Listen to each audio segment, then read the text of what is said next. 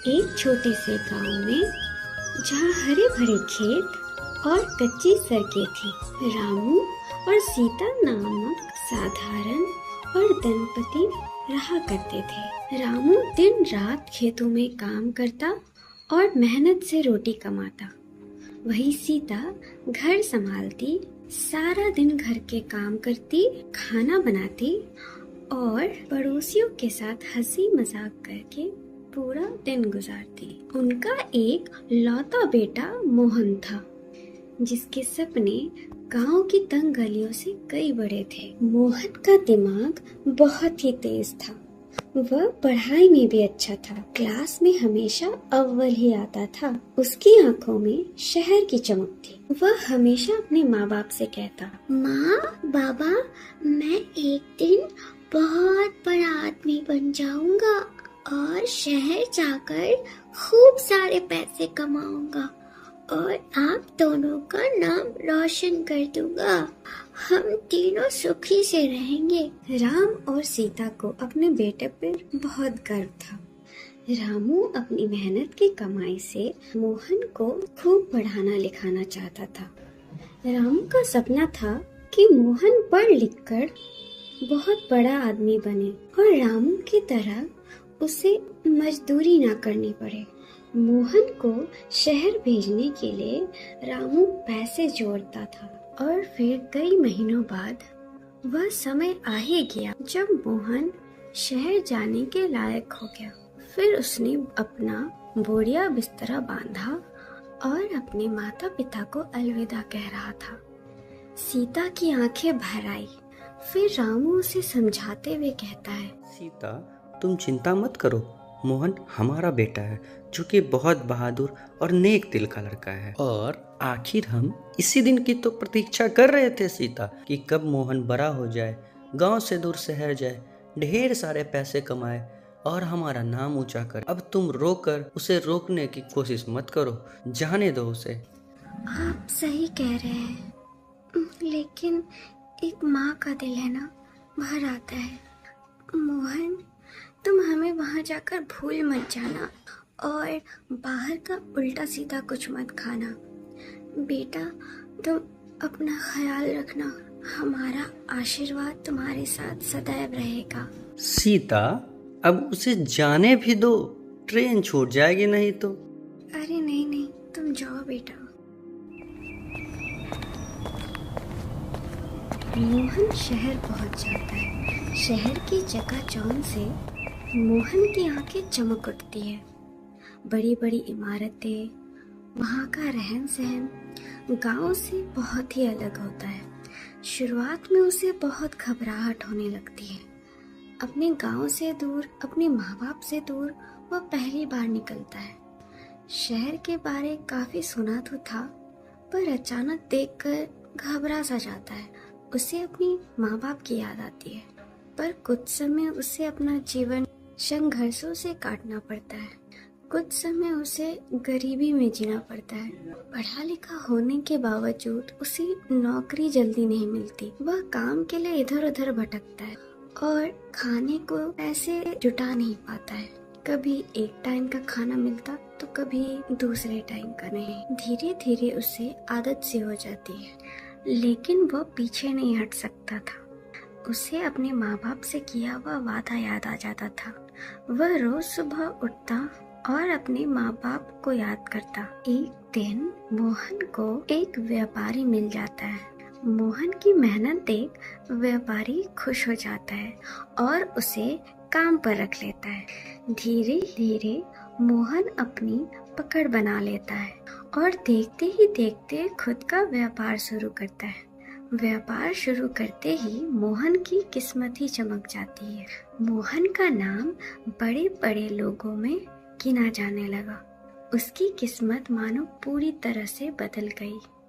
अब मोहन के पास सब कुछ था, बड़ा बंगला, बड़ी गाड़ी। मोहन का तो हुलिया ही बदल गया था। देखते ही देखते मोहन ने अनीता नाम की एक लड़की से शादी कर ली।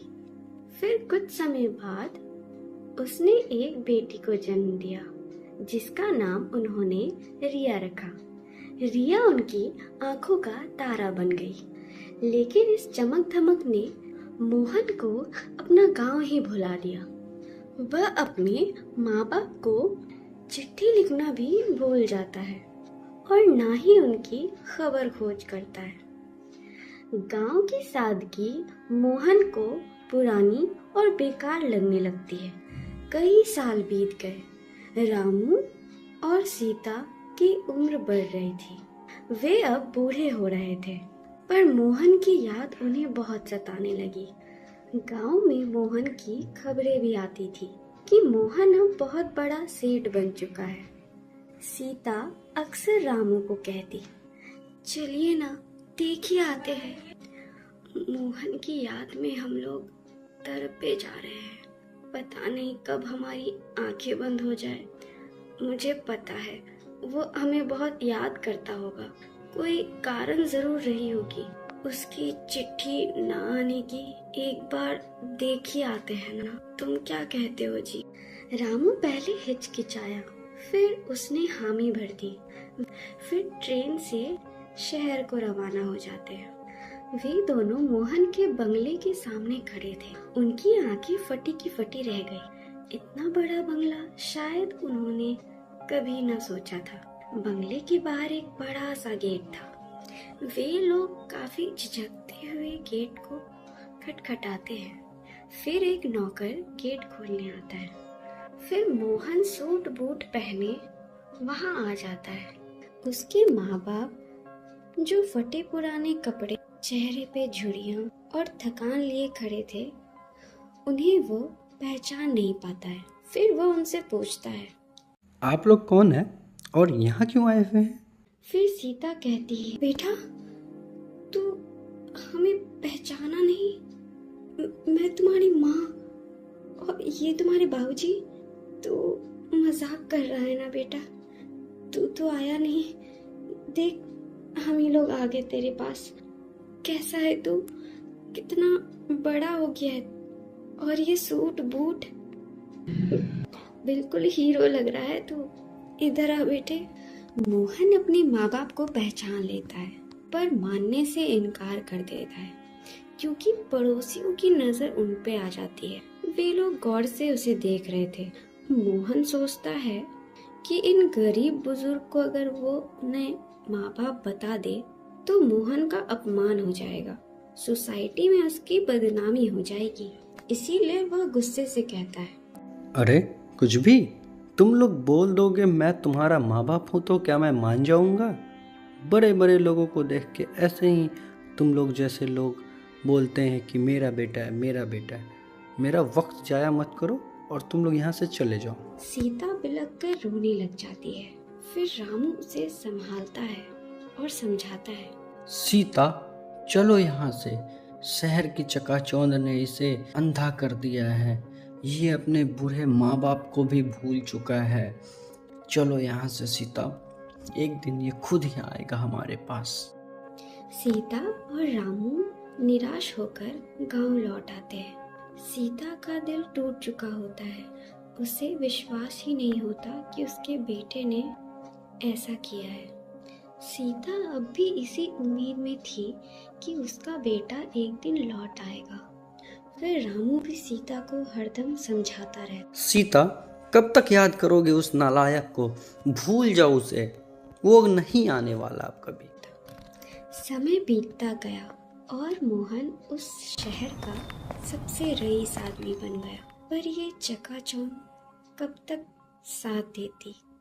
मोहन की जिंदगी में एक तबाही आई।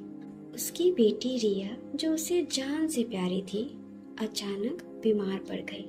शुरुआत में रामू को लगा कि कोई छोटी मोटी बीमारी होगी जो दवाइयों से ठीक हो जाएगी, पर डॉक्टर ने बताया कि उसे कोई दुर्लभ बीमारी हो चुकी है जिसमें उसका बच जाना मुश्किल है। अनीता और मोहन दिन रात रिया की सेहत के लिए दुआएं मांगते। एक नाजुक सी बच्ची को इतना कुछ सहना पड़ रहा था।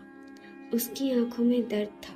वो समझ नहीं पा रहा था कि उसके साथ ये सब क्यों हो रहा है। दौलत, धन, सब कुछ होने के बाद भी वह लाचार था। मोहन को धीरे धीरे अपनी गलती का एहसास होने लगा था। उसे समझ आ रहा था कि ये उसी के कर्मों का फल है। वह अपनी माँ को याद करने लगा कि कैसे उसकी माँ उसके बीमार पड़ने पर दिन रात जगती, उसकी आंखें भर आई। फिर मोहन ने ठाना कि वो गांव को रवाना हो। उसे अपनी गलती का एहसास हो गया।